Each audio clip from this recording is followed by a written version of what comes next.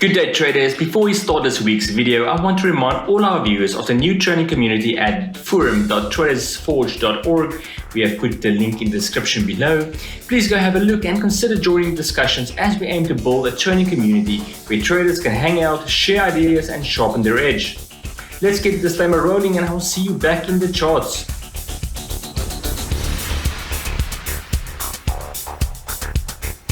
Having a look now at the US dollar to South African rand, the bottom do appear to be in for now. As we can see, we have had a very strong consolidation on this major horizontal as well as diagonal support. We discussed this in more detail in our video last week. At this stage, immediate support would be at the new weekly pivot at about 1508. And then, of course, the area below that where we will find the monthly pivot. That would also be an extended area of support. And at that monthly pivot at 1488 is also where we would have a 61.8 Fibonacci retracement should we move into this area.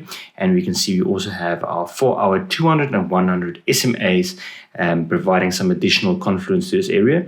So this would be quite a strong area of support, as we can also see from a few weeks back in December. Just considering some areas of resistance, should we manage to move back in a bullish direction, the areas of support would be between our weekly R1 pivot at 1565 and monthly R2 at 1584, and that is also where it will meet additional resistance from the daily 100 SMA, which is in the same area. Moving on now to the EURUSD. The EURUSD is struggling to maintain its bullish momentum with a pullback to support near the monthly pivot at 1.215. Quite likely, the weekly pivot at 1.225 will now become resistance, and we could expect price to consolidate in this area between the weekly and monthly pivots.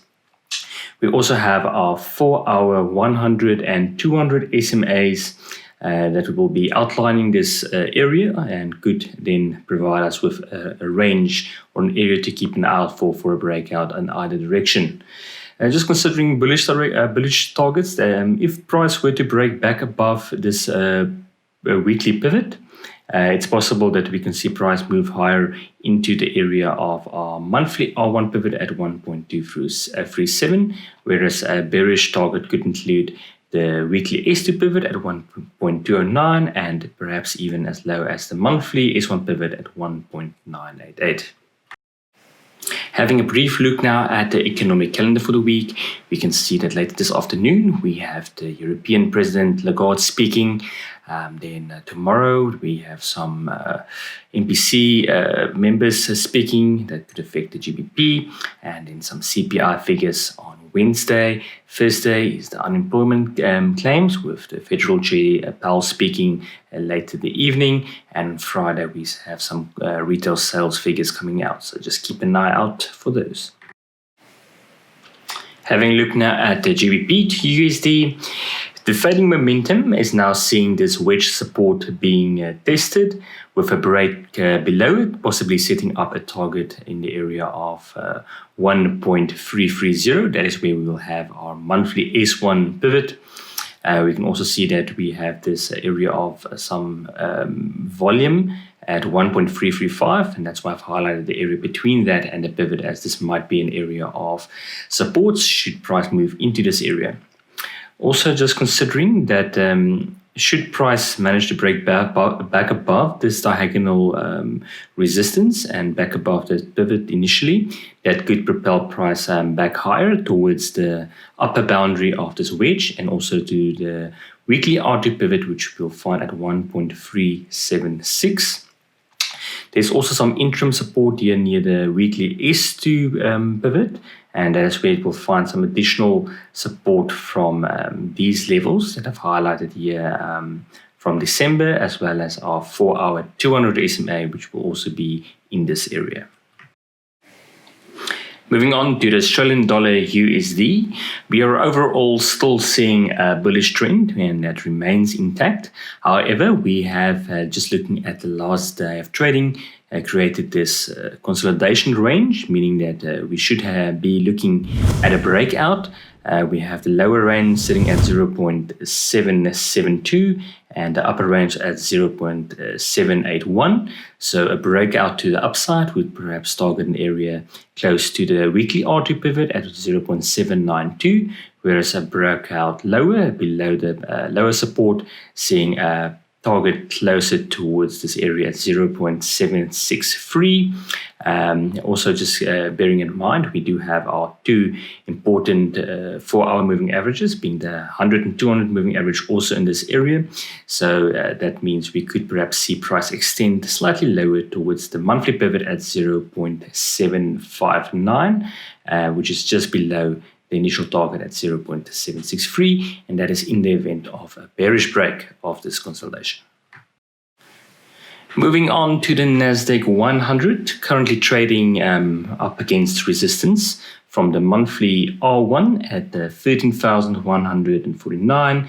The next area of resistance will be found between our weekly R1 and our monthly R2, so that would be in the vicinity of 13,350. Immediate support would be provided by the weekly pivot around 12,950, and a break below that could be setting up a correction to support near this monthly pivot and weekly S1 in the area of 12,700. Again, being mindful of our 4-hour 100 SMA that has acted as support in the past. And of course, also we do have our 200 SMA also acting as a support, albeit there is this larger diagonal support also slightly lower, closer perhaps to the weekly S2 support in a scenario of a deeper pullback.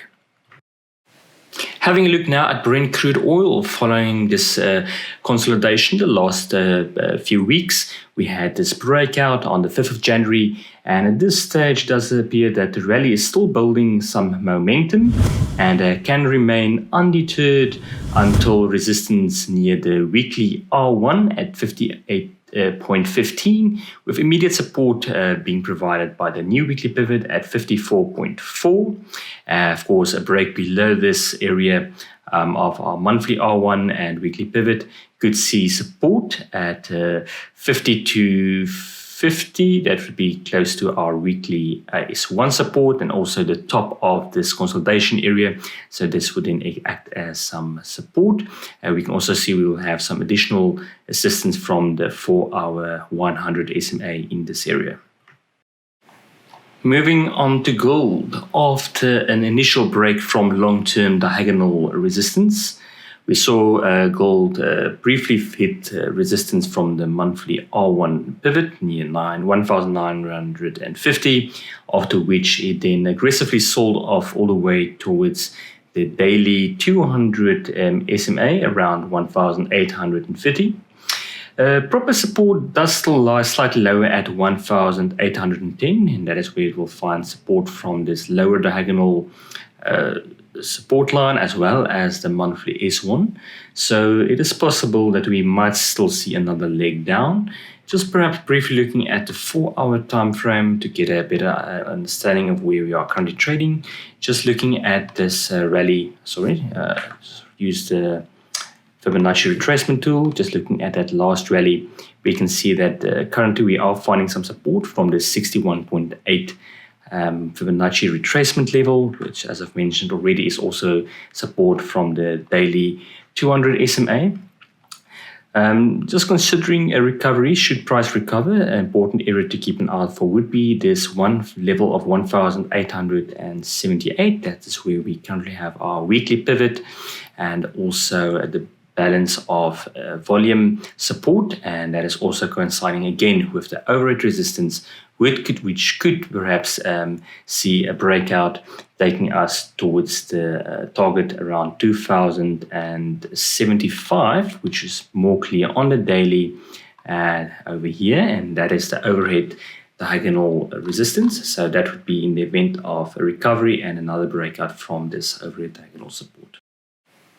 Once again, concluding this market overview by looking at Bitcoin, the king of crypto is continuing its journey to the moon and already breaking through the yearly R1 pivot at 37,500. and it's setting its sights on the next levels of resistance, which would be found at about 45,000. That's just the monthly R3 pivot, and just above that we have our yearly R2 pivot around 46,000.